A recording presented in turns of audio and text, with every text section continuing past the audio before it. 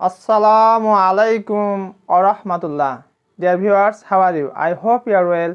Alhamdulillah, I am also well. This is Abdul Bari. Welcome to my channel English Motivation 21. Today I would like to talk a most significant topic of HSC class. Let's get started and enjoy the class. Today's topic, completing sentences. This is very much important topic in short syllabus. That means what the examinees of 2022 2022 সালে যারা পরীক্ষার্থী তোমরা তাদের জন্য আজকের এই ক্লাসটি খুবই ইফেক্টিভ। আজকে আমি তোমাদের সামনে 7টি অধিক গুরুত্বপূর্ণ রুল নিয়ে কথা বলবো, যে রুলগুলো পরীক্ষাতে প্রায় আসে। আশা করব তোমরা ক্লাসে মনোযোগ সহকারে ফলো করবে, যাতে করে তোমার প্রত্যেকটি রুল তুমি বুঝতে পারো। আর রুলগুলো তুমি যদি বুঝতে পারো তাহলে তোমার জন্য একেবারে সহজ হয়ে যাবে। আর এই কোশ্চেনটি শর্ট সিলেবাসে থাকবে, কোশ্চেন নাম্বার 3 নাম্বার সিরিয়ালে এই কোশ্চেনটা থাকবে। আর গ্যাপ থাকবে তোমার 10টি, টোটাল গ্যাপ থাকবে 10। তোমাকে ফ্রেজ অথবা ক্লজ ব্যবহার করে বাক্যটা পূর্ণ করতে হবে এবং যেটুকু তুমি লিখবে পূর্ণ করতে হবে তার নিচে আন্ডারলাইন করতে হবে। আর এই প্রশ্নটি 2016 সাল থেকে 2019 সাল পর্যন্ত কোশ্চেন নাম্বার 4-এ ছিল এবং প্রশ্ন ছিল 10টাই, অর্থাৎ 10টি বাক্যই ছিল, কিন্তু মার্কস ছিল 5। কিন্তু শর্ট সিলেবাসে মার্কস হচ্ছে 10। তাহলে বুঝতেই পারছো কত গুরুত্বপূর্ণ। পাশাপাশি এই ক্লাসটি যাদের কমপ্লিটিং সেন্টেন্স রয়েছে, দ্যাট মিনস এসএসসি যারা ভাই বোন, তাদের জন্য এই প্রশ্নটি গুরুত্বপূর্ণ। দাখিল যারা, তারপরে আলিম যারা রয়েছে তাদের জন্য গুরুত্বপূর্ণ। চলো আমরা কথা না বাড়িয়ে একদম গুরুত্বপূর্ণ রুলগুলো উপভোগ করি। আজকে আমরা 1 থেকে 7 রুলের মধ্যে প্রথম যে রুলটি সেটা হচ্ছে অ্যাজ ইফ অথবা অ্যাজ দো। অ্যাজ ইফ অথবা অ্যাজ দো এর মানে হচ্ছে যেন। এর 3টি ব্যবহার আমরা গ্রামারে দেখতে পাই। এই 3টি স্ট্রাকচার যদি কোনো শিক্ষার্থী ভাই বোন মনোযোগ সহকারে বুঝে এবং বুঝতে পারে, তাহলে আমার দৃঢ় আত্মবিশ্বাস এখান থেকে তার কোনো ঝামেলা বা কোনো প্রবলেম হওয়ার কথা নাই। চলে যাই আমরা স্ট্রাকচারে। সাবজেক্ট প্লাস V1, তারপর অ্যাজ ইফ অথবা অ্যাজ দো, এরপরে subject plus V2 plus object. প্রশ্ন হতে পারে কি বুঝলাম না। অ্যাজ ইফের অথবা অ্যাজ দো এর পূর্বের অংশ যদি প্রেজেন্ট ইনডিফিনিট টেন্স হয়, পরেরটা হবে পাস্ট ইনডিফিনিট, পরিষ্কার কথা। আর অ্যাজ ইফ অ্যাজ দো এর পূর্বের অংশ যদি পাস্ট ইনডিফিনিট হয়, পরেরটা হবে পাস্ট পারফেক্ট। আর একটা হচ্ছে অ্যাজ ইফ অ্যাজ দো এর পূর্বের অংশ যদি প্রেজেন্ট ইনডিফিনিট হয় এবং পরে যদি বি ভার্ব আমরা নিয়ে আসি। বি ভার্ব কোনগুলা? অ্যাম, ইজ, আর, ওয়াজ, ওয়্যার। এই ভার্বগুলোর মধ্যে যদি আমরা নিয়ে আসি, তাহলে সেখানে সব সময় ওয়্যার করতে হবে অ্যাজ ইফ অ্যাজ দো যুক্ত কমপ্লিটিং সেন্টেন্সের ক্ষেত্রে। তাহলে বুঝতেই পারছো যে আমাকে কোনটা স্ট্রাকচার ফলো করে, এই 3টি স্ট্রাকচার যদি তোমরা ফলো করো, ইনশাআল্লাহ তোমাদের এই টপিক থেকে কোনো প্রবলেম হবে না। তো শুরু করি আমরা। প্রথম বাক্য, হি বিহেভস অ্যাজ ইফ। দেখো এখানে খেয়াল করে, হি বিহেভস, তাহলে এটা কোন ফর্মে আছে? 1 নম্বর ফর্মে আছে V1 প্রেজেন্ট ফর্ম। তাহলে আমরা 1 নম্বর যে স্ট্রাকচারটি সেটি ফলো করব। তাহলে হি বিহেভ, সে আচরণ করে, অ্যাজ ইফ যেন, হি নিউ। এখানে আমরা দিলাম সাবজেক্ট, তারপরে নো ভার্বের পাস্ট ফর্ম হচ্ছে নিউ, তারপরে everything.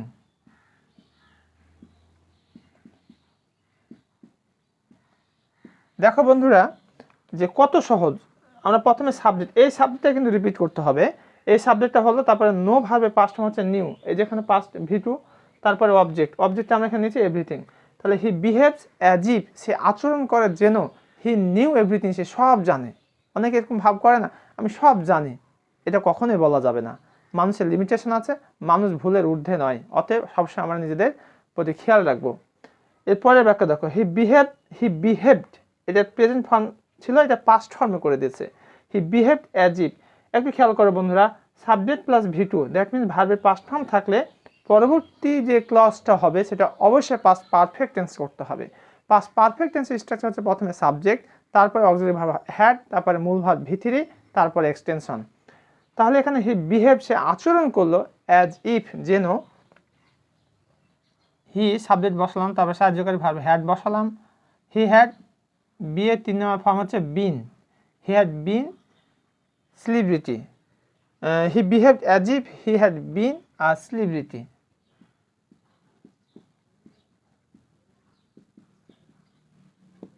He had been a celebrity.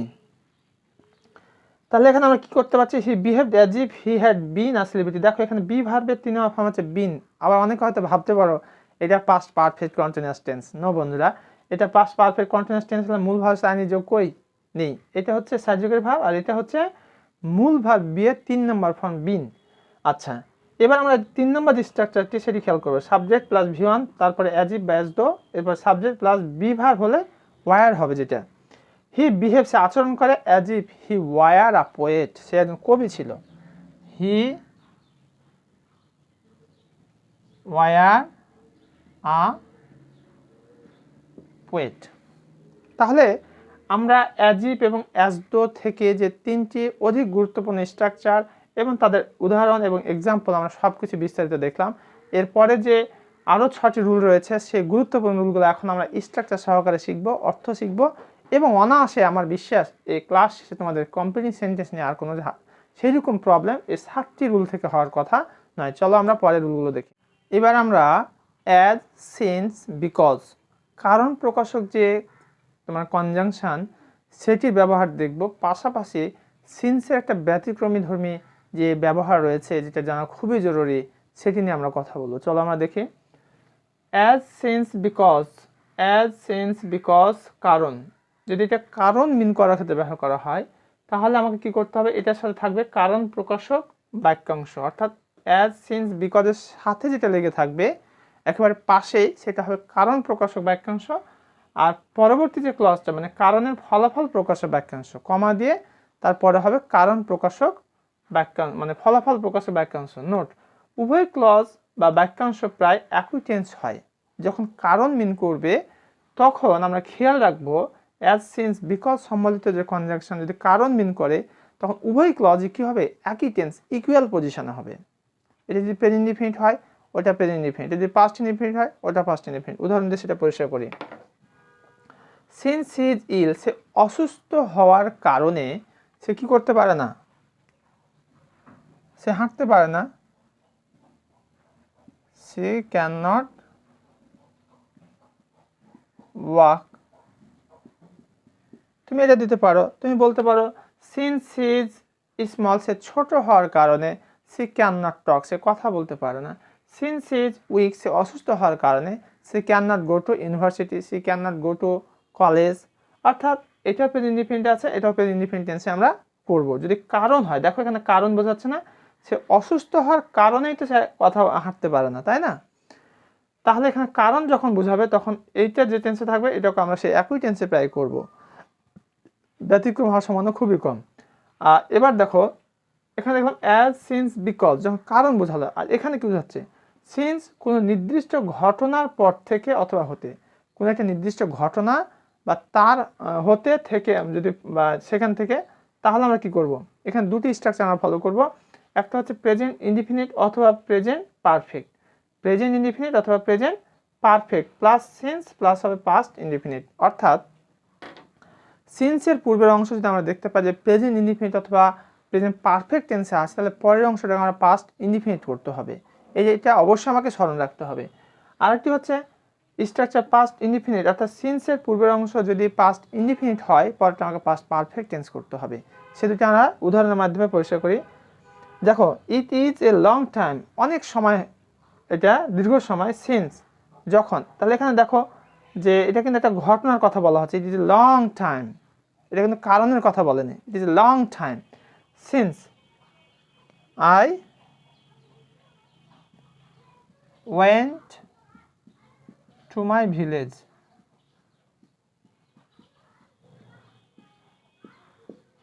একটু খেয়াল করি, দেখো যে এটা হচ্ছে প্রেজেন্ট ইনডিফিনিট টেন্স আছে, এখানে আমরা কি করলাম past indefinite. I went to my village, আমি আমার গ্রামে গিয়েছিলাম। তাহলে এখানে কি বলছে যে কোনো নির্দিষ্ট ঘটনার পর থেকে অথবা হতে, তাহলে it is a long time, একটা সময়ের কথা বলা হচ্ছে, এখানে কারণের কথা বলা হয়নি। Since I went to my village, তাহলে সিন্সের পূর্বাংশ যদি প্রেজেন্ট ইনডিফিনিট হয় পরেরটা কি হবে পাস্ট ইনডিফিনিট। সিন্সের পূর্বাংশ যদি প্রেজেন্ট পারফেক্ট টেন্স হয়, যেমন এটা হতে পারতো যে it has past, it has past many years, it has past many years since I went to my village. এবার দেখো ইট ওয়াজ 5 ইয়ার্স, 5 বছর হয়ে গেল, সিন্স যখন, we had left our college. একটু আমরা খেয়াল করলে বুঝতে পারবো, দেখো it was 5 years since, অর্থাৎ এখানে কি বলছে past indefinite, since এর পূর্বাংশ যদি past indefinite হয় পরটা কি হবে past perfect। এখানে খেয়াল কর it was 5 years, 5টি বছর পার হয়ে গেছে, since we had left our college, যখন আমরা কি করেছিলাম আমাদের কলেজ ত্যাগ করেছিলাম। তাহলে দেখো বন্ধুরা যে since যখন কারণ বোঝাচ্ছে তখন একই রকম টেন্স হচ্ছে, আর since যখন কোনো ঘটনার পর থেকে অথবা হতে বোঝাচ্ছে তখন আমরা সেখানে এই কন্ডিশনাল যেটা আমরা দেখতে পাচ্ছি যে প্রেজেন্ট ইনডিফিনিট প্রেজেন্ট পারফেক্ট, তারপরে সিন্স, তারপরে পাস্ট ইনডিফিনিট, তারপরে সিন্স, তারপরে পাস্ট পারফেক্ট, এই দুটি স্ট্রাকচার আমরা অবশ্যই গুরুত্ব সহকারে খেয়াল করবো। এই নিয়ে আমাদের 3টি রুল হলো, কিন্তু আমি তোমাদের সামনে 7টি অধিক গুরুত্বপূর্ণ রুলের কথা বলেছি। এর পরবর্তী যে রুল 4টি আছে সেটি নিয়ে আমরা কথা বলবো ইনশাআল্লাহ। চলো আমরা দেখি 4 নাম্বার যে রুলটি রয়েছে অধিক গুরুত্বপূর্ণ একটি রুল, যেখান থেকে পরীক্ষাতে প্রায় আমরা দেখতে পাই যে প্রশ্ন আসে। পাশাপাশি 5 নাম্বার যে রুলটি আমি দেখাইছি এখানে বোর্ডে, সেটিও অধিক গুরুত্বপূর্ণ। চলো আমরা এই রুল দুটি একটু বোঝার চেষ্টা করি। আনলেস হচ্ছে যদি না করলে বা না হলে। স্ট্রাকচারটা দেখো, আনলেস প্লাস হাবোধক বাক্যাংশ প্লাস অর্থাৎ আনলেসের সাথে হবে হাবোধক বাক্যাংশ, কমা দিয়ে অথবা নাবোধক বাক্যাংশ। তাহলে এখানে খেয়াল করো যে আনলেস যুক্ত যে বাক্যাংশটা এটা কখনোই নেগেটিভ করা যাবে না। প্রশ্ন হতে পারে কেন? আনলেস শব্দটার মানে হচ্ছে যদি না, মানে আনলেস শব্দটাই নাবোধক, তাহলে এখানে আর নাবোধক করা যাবে না। আমরা পরবর্তী যে বাক্যাংশটা বা ক্লজটা লিখবো সেখানে হাও হতে পারে নাও হতে পারে। উদাহরণ দিয়ে সেটা পরিষ্কার করি। আর আনলেসটা বাক্যের শুরুতেও থাকতে পারে আবার মাঝেও থাকতে পারে। যেমন unless you have a lot of money, যদি তোমার প্রচুর টাকা না থাকে, unless you have a lot of money, যদি তোমার প্রচুর টাকা না থাকে তাহলে তুমি কি করতে পারবে না? তুমি একটা গাড়ি কিনতে পারবে না। তাহলে you can not buy a car, you can not buy a car. ঠিক আছে, যদি তোমার প্রচুর টাকা না থাকলে কি কার কিনা যাবে? যাবে না। এবার দেখো he will not help you, সে তোমাকে সাহায্য করবে না। আনলেস যদি না, তুমি কি করো? তাকে সাহায্য করো। Unless you help him, unless you help him. একটু খেয়াল করি আমরা, তাহলে বুঝতে সহজ হবে যে he will not help you, সে তোমাকে সাহায্য করবে না। আনলেস ইউ হেল্প হিম, যদি তুমি তাকে সাহায্য না করো। তাহলে এটা পরেও থাকতে পারে আবার স্টার্টিংও থাকতে পারে। খেয়াল রাখবো আনলেস যেখানেই থাক না কেন, আগে থাক আর পরে থাক, আনলেসের সাথে যেটা লেগে আছে সেই বাক্যাংশটি কোনো ক্রমে কি হবে না, নেগেটিভ করা যাবে না। এটা নেগেটিভও হতে পারে আবার অ্যাফার্মেটিভও হতে পারে। এবার দেখে নিই, no sooner had than, no sooner had than বা স্কার্সলি হ্যাড হোয়েন অথবা হার্ডলি হ্যাড হোয়েন, হতে না হতে বা মাত্রই। এই যে তোমার কনজাংশনটা দেখো কত গুরুত্বপূর্ণ, যে নো সোনার হ্যাডের সাথে কি আছে? দেন। স্কার্সলি হ্যাডের সাথে আছে হোয়েন, আর হার্ডলি হ্যাড হোয়েন। এই কনজাংশনটা কিন্তু আমাকে স্মরণ রাখতে হবে। পরীক্ষক কিন্তু এটা দিয়ে রাখবে না বা দিয়ে রাখতেও পারে। তো সেক্ষেত্রে নো সোনার হ্যাড যুক্ত অংশটা হবে পাস্ট পারফেক্ট টেন্স, আর দেনের পরেরটা হবে পাস্ট ইনডিফিনিট টেন্স। এতটুকু মাথায় রাখলেই হয়ে যাবে। দেখো no sooner had he reached the station, সেই স্টেশনে পৌঁছতে না পৌঁছতেই দেন কি হলো? ট্রেন ছেড়ে চলে গেল। The train left, the train, আর লিভের পাশে হচ্ছে লেফট, দ্য ট্রেন লেফট। তাহলে এখানে আমরা কি শিখলাম? যে নো সোনার হ্যাড এটা হবে past perfect tense, specially had যুক্ত অংশ হবে past perfect tense, hardly had অংশটা হবে পাস্ট পারফেক্ট টেন্স, আর দেনের পরের বা হোয়েনের পরের অংশটা হবে পাস্ট ইনডিফিনিট টেন্স। তাহলে বুঝতে পারছো বন্ধুরা যে কমপ্লিটিং সেন্টেন্স শিখতে হলে আমাকে কি শিখতে হচ্ছে? টেন্সটা খুব ভালো করে রপ্ত করতে হচ্ছে। যারা টেন্স সম্পর্কে পূর্ণ ধারণা নেই, আমি রিকোয়েস্ট করব তারা অবশ্যই টেন্সটা ভালো করে শিখে নেবে। পাশাপাশি অর্থটা অবশ্যই বুঝতে হবে বাক্যের, তাছাড়া কিন্তু করা যাবে না। যেমন বারবার আসছে এটা এই টেন্স থাকলে এটা এই টেন্স করতে হবে, আর তুমি টেন্সই না বুঝো তাহলে তুমি পারবে কি করে? অতএব অবশ্যই চেষ্টা করবে কিভাবে করে টেন্সটাকে রপ্ত করা যায়। আর টেন্সের ভিডিও আমার ইউটিউব চ্যানেলে দেওয়া আছে। যারা টেন্সটাকে সহজে শিখতে চাও আমি রিকোয়েস্ট করবো তোমরা আমার চ্যানেলে গিয়ে সেখানে প্লে লিস্ট গিয়ে টেন্সে চলে যাও। টেন্স থেকে তুমি সহজেই অনেক ভিডিও দেওয়া আছে, খুব সহজ করে দেওয়া আছে, সেখান থেকে তুমি অনায়াসে শিখতে পারো। এবার আমরা পরবর্তী যে দুটি গুরুত্বপূর্ণ রুল রয়েছে সেই গুরুত্বপূর্ণ দুটি রুল নিয়ে কথা বলবো।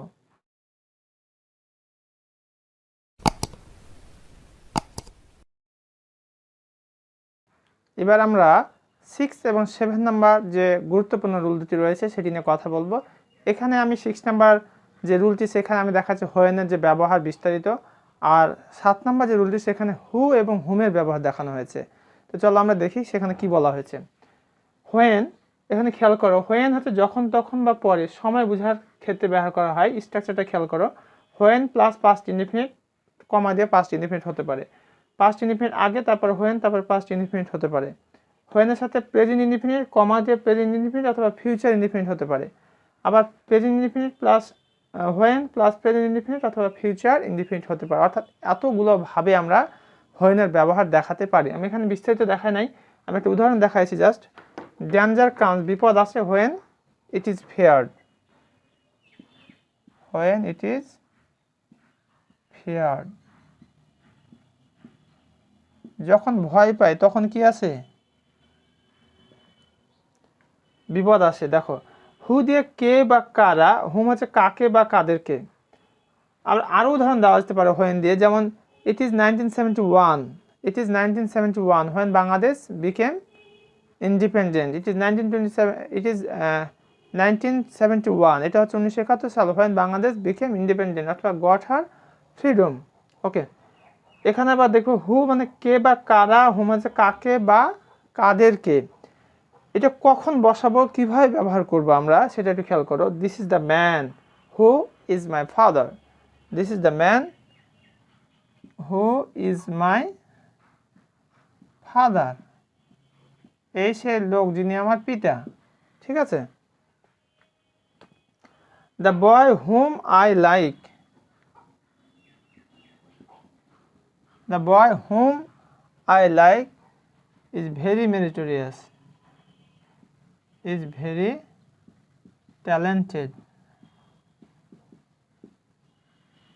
একটু খেয়াল করি বন্ধুরা, দেখো যখন এখানে হু থাকছে তারপরে সরাসরি কি আসছে, ভার্ব আসছে। যখন এখানে হুম থাকছে তখন কি আছে, সাবজেক্ট আছে। এটা অবশ্যই আমরা খেয়াল করব, হুয়ের পরে হবে সরাসরি ভার্ব আর হুমের পরে কি হবে, সাবজেক্ট।